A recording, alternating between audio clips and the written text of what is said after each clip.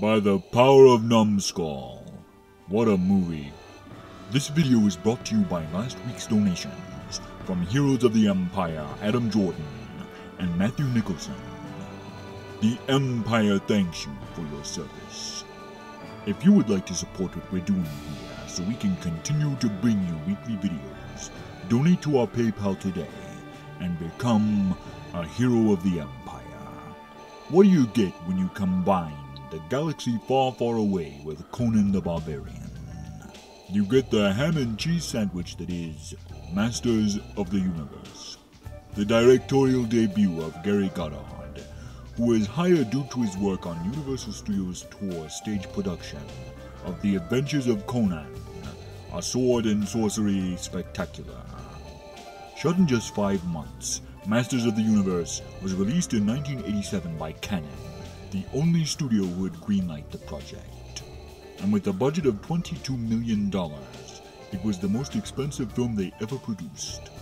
Renowned for their terrible decisions in business and film, Canon originally planned to make a Spider-Man motion picture, but decided to split their budget in two to produce Masters of the Universe and Superman, The Quest for Peace, gambling that the profits would pay for their Spider-Man feature. But as Qui-Gon said, whenever you gamble, eventually you will lose. And with the failure of both films, Canon quickly went out of business forever. Things could have been much different, however, as Howard G. Kassanjian initially was going to produce a He-Man film for Warner Brothers. Ralph Mcquarrie, the creative mind behind the visual aesthetic for Star Wars and E.T., even produced designs for the film in 1984 during hiatus from his work on Cocoon. Our film begins with a matte painting of Castle Grayskull that looks like a villain's lair out of a Don Bluth film. And right off the bat, we meet our villain of the picture, Skeletor, played to cheesy perfection by Frank Langella, who took the role due to his son being a huge fan of He-Man. According to Langella, it is one of his favorite roles he's ever played, and no bones about it, he is the best part of the film. Skeletor's bone-chilling plan is to capture the Sorceress of Grayskull and steal her power to become the Master of the Universe. The Sorceress is holding out for a hero to the end of the night. He's gotta be fast, he's gotta be strong, and he's gotta be larger than life.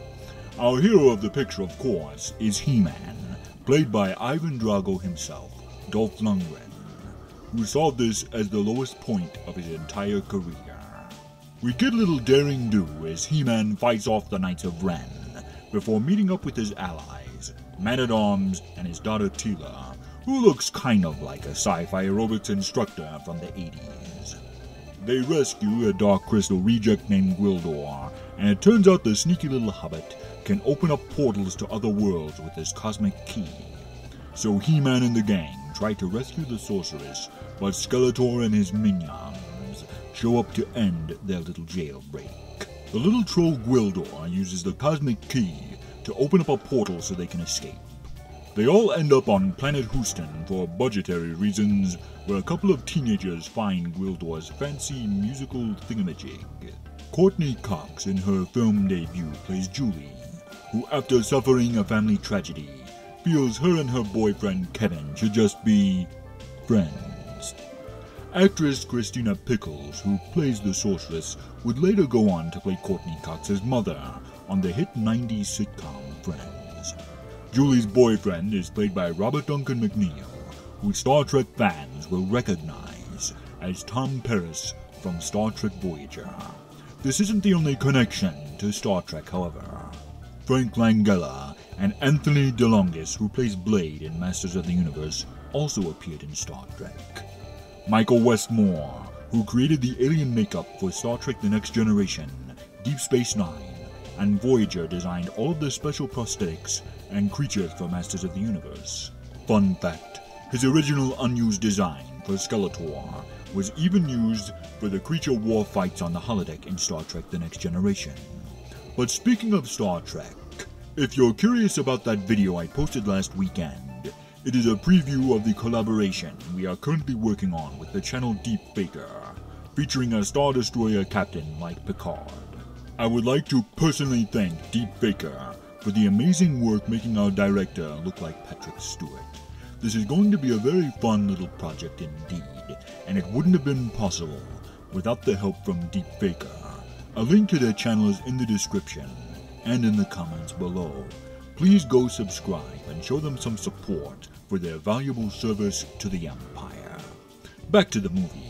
Skeletor sends his minions to Planet Houston in search of the Cosmic Key. This sequence was filmed at a real high school, which they nearly burned to the ground when the fire got out of control in the gym. Julie is rescued from Skeletor's boneheaded minions by He-Man, each of whom had to bear their own personal torture due to their costumes. Meg Foster, who played Evelyn, suffered severe bruising from her costume, which weighed 45 pounds. The fiberglass breastplate made it impossible for her to sit down throughout an entire day's shooting. Blade, played by Anthony DeLongis, found it difficult to perform his fight scenes, being weighed down by more than 50 pounds of chain mail. DeLongis served as both the choreographer and stunt double for Skeletor during the climactic duel as well. Drago the Barbarian and his chums have a little battle of the bands in a music store, and as a musician myself, it breaks the heart seeing all that gear destroyed. The production team accidentally blew out the windows of several small businesses along the street when they set off the charges inside the car during all the mayhem. Although they replaced the windows, all of these buildings were subsequently destroyed mere weeks later during the Whittier Narrows earthquake in October of 1987. When Evelyn gets her grubby mitts on the Cosmic Key, Skeletor shows up looking bad to the bone on his Macy's Thanksgiving Parade float of doom. And after He-Man is captured, it's back to Eternia for the big finale. Fun fact, the throne room of Castle Grayskull was the largest set in Hollywood at the time, filling 2 gigantic sound stages. Skeletor goes Super Saiyan, ending up in a ridiculous helmet that makes him look like a cheap Vegas act. But he still has a bone to pick with He-Man as they battle for the fate of the universe itself. Now I will admit, I was never into He-Man as a youngling, and I can definitely see the problems with this film, but in spite of that fact, I did enjoy it as an 80s sci-fi fantasy cheese fest.